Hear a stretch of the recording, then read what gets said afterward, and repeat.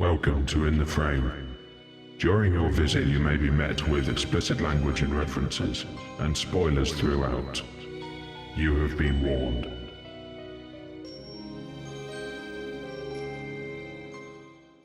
Hi everyone, welcome back to In the Frame. We're the opinion that nobody asked for. And I'm Sam, and I'm hosting this week's episode. I'm joined by Will, Dan, and Rodeo, as usual. And we're talking about Mission Impossible Fallout this week. We should probably make it clear first, actually, that me and Will have seen all 6 films now in this franchise. I haven't seen Dan one. and Rodeo here have only seen this one. I've seen a Simpsons parody of the first one. That's all you need. Yep, that counts. That's good enough. Okay, so synopsis for this one. There's a short bloke. He rides a bike. He drives a car. Almost falls off a cliff. Boom. Yeah, impossible The mission. main impossible mission is that there's 2 nuclear bombs that have been set up by the bad guys, and they need to. They realise that there's no way of stopping the bomb, but then they realise that the only way to stop the bomb is when they have activated the bomb is to take the key out of the remote detonator, which Henry Cavill's character has taken away. So Ethan Hunt, Tom Cruise has to go and stop him and take the key out and stop it. First impressions. My first impression was, firstly, there was a lot of fake fire. Secondly, if you imagine a kid playing with some action men, and he's like probably imagining some really dumb story because he's a kid with action men, that's like what this film is. Like the dialogue is what that kid would come up with. All the scenarios are what that kid would come up with. And like Tom Cruise was basically like Action Man but shorter and not wearing orange and grey. Bollocks, wasn't it? From what I've seen of all the parodies that The Simpsons have done, it was what I expected. It was Tom Cruise riding some vehicles, there was some explosions, big fight at the end, and he defuses the bomb within like a second to spare. I can't imagine a lot of other action films topping this sort of like these sort of sequences this year. I would probably agree with that if you want just like an action film. Yeah, go with that over James Bond. The Bourne films I didn't like much. I haven't seen any of the Bourne films. Although I must say, I did get like really bored in the middle of this film. Like I thought it really lagged. And if I'm watching an action film, like I'd want to be really hooked all the way through and having lots of fun all the way through. Like Skyscraper. Like Bumblebee, man! And Will. Yeah, I like pretty much opposite of what you guys said. I think like the action sequences were like really well done. Like especially the scene in the bathroom. Bathroom scene was amazing. Like towards the beginning of the film, choreography was pretty spot on. I don't know if you've noticed, but in these sort of modern day action films, they tend to not have any sort of music when they have these intense fight scenes. You just hear all like the epic punches and, you know, slaps to the face. So Christopher McQuarrie did Rogue Nation and this one. So quite a big step up, I would say. Considering. I quite enjoyed Rogue Nation. I don't think it was a bad film. I just didn't think it had the same impact that Ghost Protocol had. Whereas I feel like this film was a lot more like Ghost Protocol. So yeah, that's why it's better. Yeah. So the Mission Impossible films for me are one of the better action franchises out there, if not the one that carries the most tension and the most intrigue when it comes to the action, because it's a very creative franchise. So basically James Bond and the Bourne films like mushed together. Yeah. And they pooped out Mission Impossible. I mean, the unique appeal for these movies is that every film has that major impossible mission that is sort of set up throughout the film. And it's always really exciting to guess as the film begins what that's going to be. Like in Ghost Protocol, we had the Burj Khalifa scene. Yep. We had the underwater scene in Rogue Nation. Yep. And we had like the building jump in Mission Impossible 3. The building jump.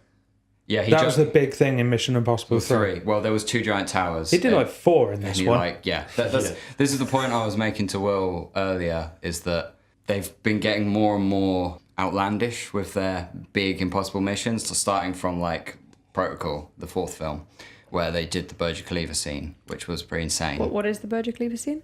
So they're in the hotel, the Burj Khalifa, and Cruise has to get to the server room. So he's like, the only way you can get up there is by going the outside of the building because the bad guys are in the hallway. Does he put gaffer tape on his hands and do a Bumblebee Man? He has these like cool sticky gloves and he climbs up, but the gloves stop working as he gets to the top. And No, he smashed through the window, but to get back down, one of them breaks, so he doesn't have one. Yeah. No, I'm just thinking it's another Bumblebee Man movie. Like, it literally sounds exactly like Bumblebee Man. Oh, right, yeah. Oh, yeah.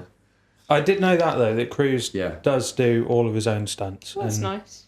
It's Are good. you guys big Tom Cruise fans then? Did you know one of his teeth is in the dead centre of his mouth? Yes. It's weird. I just saw his teeth one day and I was like, what? Well, it's like Christian Bale has that mole in his, like, just in his, like, eye. Yeah. Like, right here, like, near his eye duct. It's like how Megan Fox has really weird thumbs. So we should Megan Fox. She's got like weird little thumbs. Halle Berry has got 6 toes on each foot. Really? Yeah. Cool. You're just making shit up now. No, that's true. Okay. Yeah, and the guy who plays Chandler has like one finger that's like really short. Nice. The evolution of the mankind. X-Men. What do you guys think to Henry Cavill? To who? The barbershop guy. With the moustache. Yeah, so the bad guy looked exactly like he should be working in like a hipster barbershop, which, you know, that was cool. Because it means that you can suspect anyone you see on the street. If you're walking down like one of the more hipster streets that have those kind of barbershops, look in the windows, hum the Mission Impossible music to yourself. There was no Hawkeye in this one. Yeah, I was about to say that. Where the hell was there was not in this one. Jeremy Renner? He was busy. He could have been, I mean, busy being Hawkeye probably. But he wasn't even in the Avengers, so what the hell was... What's he doing, man? Dun, dun, dun, dun, dun, dun, dun. Oh yeah, let's talk about the score. That's sort of the main sort of... Yeah, the main theme. Not the main theme song. Right, yeah. You know, the actual film score. Yeah. But the theme song is great. Yeah, obviously. Love the theme song. There was obviously loads of generic Mission Impossible spy music in there, but I like the main sort of, the main like pump song they had. And they sort of had a lot of like that drum music in the background. You notice that? Oh yeah, the marching sort of like, drums when she was driving the bike through the little archway section. You can hear all the arches as she went past. I really like that. I thought that was really cool. The sound design. Nice bit of sound design there. I just like the fact that it's one of those films that can get the tension and just like hold it in a certain place, and you just sort of you're just engrossed. You just keep watching, and it keeps surprising you with all of the different action sequences they then just throw at you from different angles. Yeah, and like as much as some of the overarching plot can be quite predictable in these films, like you can never guess what the action sequence is going to be next, and that's part of the fun for this type of movie. I mean, I thought the action sequences were cool. I can't really fault them as such, other than that they were like super cheesy, but I kind of just got bored because it was like every single character was like quadruple crossing everyone else, and it was just kind of, I felt it got silly, which maybe was the point, so maybe I'm just missing the point, but it kind of lost me for that reason. Well, in Rogue Nation, that's what the main problem I had with it was. It was all a bit too silly. So in terms of the tech in this movie, usually, like the last, was it Rogue Nation? Ghost Protocol was very teched out. Yeah, I did notice that lacking. There was a lack of tech in this one. I mean, we had the masks come back. The masks are in every film, and it's like one of the trademarks of the franchise. It's not Mission Impossible without the mask. And they got me, like when Henry Cavill... They do the switch. Where they do the switch with Simon Pegg. It was so obvious at this point that Henry Cavill was going to be the bad guy. Like from the first time you meet him, you're like, something's up with this guy. And I was like, are they really just going to roll with this? This is Mission Impossible. There's going to be some twist here. And then they still got me when they had Simon Pegg not in the chair, and and they brought Alec Baldwin in, and then like they proper like double crossed him. That's a very classic Mission Impossible moment that just kind of gives you that surprise, and you're like, oh wow, they actually like they're going to just keep rolling with this. I thought the bad guy was more predictable in this than in like animated kids films. As soon as he comes in, you kind of know it's him. But they played with that, and that's what I wasn't sure whether they were going to do or not, and I was so glad when they did. Did they though? Like, how do you mean they played with it? Well, I think it was so obvious that he was the bad guy from the get-go, and then when they did that switcheroo with Simon Pegg with the British guy's mask on instead and stuff like that, and they double-crossed him, and they acted like they knew him, he was the bad guy all along. I wasn't sure whether they were going to go down that route, because that's a very Mission Impossible route to go down. I thought they might try and make it different, and then I would be disappointed eventually when they reveal that he's the bad guy, because it's been so obvious. But the fact that they knew it was kind of obvious, that's where they play with it. This was still before the halfway mark, so I was kind of glad that they didn't like have that as one of their big plot twists. I feel like at this point in the franchise, people are more inclined to watch these films for the action set pieces and for the quirky Mission Impossible style sequences, with the whole like gadgets they use and all the little twists and stuff. So, it can be quite predictable. I think it's the thing that you just roll with it with this franchise. Yeah. It's not something where you're going to watch it for the story, is it? It's something where you're going to watch it just for the action and just for... I think this is one of those films that when it sets up epic moments, it pays off in exactly the way that you either want it to, or it gives you a left hook and then you're surprised by it. And I think that's the joy of watching these films, where there's a lot of moments where you're sort of either biting your nails or on the edge of your seat or just like completely bemused by the whole thing that's going on, because it's Mission Impossible. It's meant to just throw everything at you and just see how you cope with it. So we spoke about Henry Cavill. So what about Tom Cruise? I mean, Tom Cruise was Tom Cruise. He was the same as he's been in the last few movies. Hides a lot of the emotion. If you're a spy, you kind of have to. And in the last couple, they've tried to seep his personal life into it a little bit more. I think in this one, he was cut loose a little bit more, especially with, showing his rage against, killing innocent people and stuff like that. And you could see there was a bit more panic in his eyes than there might usually be. I liked how when he was flying the helicopter at the end, they were like, "You can fly a helicopter?" And obviously I was just thinking, oh yeah, he's just going to, it's Mission Impossible, he's just going to clearly be able to, fly a helicopter or whatever. And then he was sort of, in a panic, and he couldn't quite work it out, I mean, you think he would have learned after the first movie to avoid those kind of scenarios again. But... Or at least take some lessons. Yeah, that's what I thought. In the first movie, there's a sequence near the end where the helicopter goes inside the Channel Tunnel. And it's, it's pretty crazy.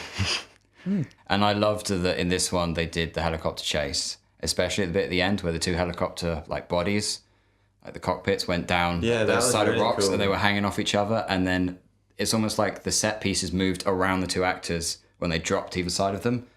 So that was really cool. I was really excited when this was happening. That bit was another bit that kind of lost me, because I thought it was just so contrived.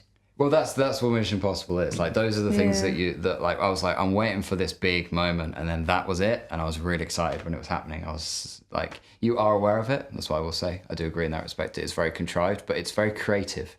This is what these films do well, is they know that they're over the top and they're unrealistic, but they run with it. Yeah, they run with it, and they keep you interested by setting up these big set pieces and putting these characters in situations where you're like, well, how the fuck are they going to get out of this one? Everything that was going on back at base as well with Simon Pegg, hanging from the ceiling, stuff like that. There was so much going on that it's so intense, and I loved it. I was really invested for that ending. I really enjoyed it. I get the impression that his ex-wife probably won't be coming back. It was great to see the return of Luther, though. Again, Vig Rhames. Yeah. Because he was in the first movie, and he was fantastic in the first movie, and then he wasn't really used in Ghost Protocol. He came in at the end, and then they used him again in Rogue Nation. It was nice to see him back in that, and he was really good in this one as well. I think he plays off Simon Pegg really well, and vice versa. So they work well I liked them as the other two members of the crew. Yeah, I did like those two together. It was quite a nice little team. I think they were my favourite part about the film, actually. And in particular, Luther. He was my favourite character, I think. He's awesome. He was just a nice guy. Do you know when Luther's talking to Rebecca Ferguson's character, and he's giving that whole Ethan Hunt's oh yeah, if you're going to be around, you're just going to make it worse for him, basically. Yeah, just get out now. It's pretty mosh. Yeah. See, I just didn't really get that bit. He was kind of trying to do this emotional talk to Ilsa, and she was like, "What are you on about?" And so was I. I was kind of like, "What's the point here that you're making?" And then he seemed to be telling her not to come, and then she straight away turned to Tom Cruise and was like, "Yeah, I'm coming too." And it's like, okay, way to not listen to the fun black guy. Yeah, he was like, I know you're coming. So it was that's a really nice, pointless bit of dialogue. I think, personally, I thought it worked well because there was this sort of underlying theme where Ethan Hunt takes pride in who he works with and all his close-knit family, and the whole you and his ex-wife are the only other special people in his life, layers his sort of emotional side of, I'm not going to let anyone die, even if it means losing the Mission Impossible. I like that they keep throwing in the more realistic aspects whenever they can, where just like, yeah, this is going to happen now. And it's like, oh, wow, yeah. In normal action films, these sort of occurrences don't happen. You know, the helicopter gets shot up, and he's even Tom Cruise is like, oh, come on, just make this. Because, like, it's one of those things where you're like, yeah, it could actually just not happen. Like, the movie did keep making me go back to those moments where I was like, oh, wow, he might actually not make this. You know, it's obvious that they will make it. Yeah, but you kind of forget in the moment. Yeah, you're so engrossed in what's going on with the epicness that you forget. For a split second, I also fell for the bait at the very end of the movie as well. Yeah. When he's hanging off the cliff and you see the camera pans back and it almost looks like a mushroom cloud and you're like, no. So it goes all white, doesn't it? No. And then he's holding the thing in his mouth and you're like, oh, thank God. I just didn't get the whole tension thing because I know that these films always end up with all the good guys are going to stay alive and the bad guys are either going to die or be put in prison. I know that's what the ending's going to be, right from the start. So I think because you have that ending every time, the tension was just lost. I can understand that, but I feel like a lot of it's about the journey with these films and the experiences that you have on the way to that end game. And the characters, because they're obviously most of them now have been in the last at least 4 films. Yeah, so you kind of get to know them, so it's nice that they can just set up big scenarios for them without having to do a lot of character development. I feel like I would quite like some character development. I was really hoping that I was hoping that Henry Cavill's character was going to survive and they were going to sort of bring him on for the next one. But I just liked, because obviously he was all like maimed and all like scabby, they were going to make him be like a recurring... Like Two-Face. Yeah, like Two-Face. Yeah, like Two-Face, yeah. But obviously he had to die, so... His death reminded me of Clayton's death in Tarzan. Oh my God, you're talking about a long time ago. No, you know, it's where they're like having a fight in the vines and then like Tarzan cuts the vine and he like falls to his doom. It was just like giving me Tarzan vibes. I swear they used the same shot types and everything. But Tarzan had like gorillas in it, so... Yeah, that's what this film was lacking, was gorillas. And Tarzan. Yeah, and Tarzan's to come out and stop the helicopter. So what's the impossible factor of the mission then, out of 5? Yeah. Well, he did it, so clearly it wasn't impossible. So that's a 0, technically. We should do thrill factor on this one. Yeah. Cruise factor. Cruise factor. Yeah. How many cruises would you give it? Thrill factor. My thrill factor would be a 4 out of 5 as well, because it was just like, I was moving towards the edge of my seat during those sequences at the end. I loved it. I was loving every moment of it. I mean, I was, but I was moving to the front of my seat, but mainly because my back was aching a bit. Thrill factor for me, I'd say 3. I think 3 out of 5. It's not bad. Yeah. It's not bad. It's in the middle. I give it a 2 for thrill factor because the action was cool. It was so contrived that I wasn't watching it thinking, oh God, is he going to survive? This is so thrilling. I was watching it thinking, oh, what the fuck? Come on. So it's a 2 from me. It did look pretty cool though. It was done quite well, the CGI. Oh yeah, I mean the that sort of production stuff. values are really high, but that doesn't really come into the thrill factor for me. It's a clear 5 out of 5 from me. I'll Is it say, really? Guys. Yeah. Nice. I thought it was intense as freak. Overall rating. My overall rating will probably have to be a 9 out of 10. Fuck. Ooh. Sorry. Yeah. A 9. Very Yeah, nice. 9. Very nice. Some great action sequences. Favourite being the bathroom scene, which sounds weird, but I thought that was friggin' awesome. Oh, the bathroom scene made me laugh because there was just that shot of the two of them walking into the bathroom together in this club. And it was like, oh. Yeah. Oh yeah, the bathroom scene. The 3 guys, 1 cubicle. Yeah. Yes. I thought it was just really cool. So Dan. Overall rating, I think 4 when we compare it to the films we have compared it to, like Skyscraper or Tarzan. It's just not up there, I'm afraid. Yeah, I'm going to give it a 4 as well because, yeah, the production values were high, but the acting was, like, not good, and the scripting, I thought, was a bit bollocks, and the action sequences, yeah, they were choreographed well, but they were kind of lost on me because they were so contrived. I got bored in the middle, And I got bored in the middle as well. I got bored even though that it was supposed to be like really intense. It's an 8 from me. Fantastic action sequences as always. Everything you wanted from a Mission Impossible film, like down to a T. And Henry Cavill. Yeah, and Superman. Why not? Just throw him in there for extra joy. I think the mustache. That's was well why deserved. Hawkeye wasn't in it. You can't have DC and Marvel in the same film. Okay, that about wraps this episode up. Thanks everybody for listening. We've been in the frame. Don't forget to give us a like Subscribe. and hit the notifications bell. We'll see you next time. Bada bing. Oh wait, Dan. I almost forgot. All right, this week my impression is going to be Tarzan. Great. Very nice. Very nice.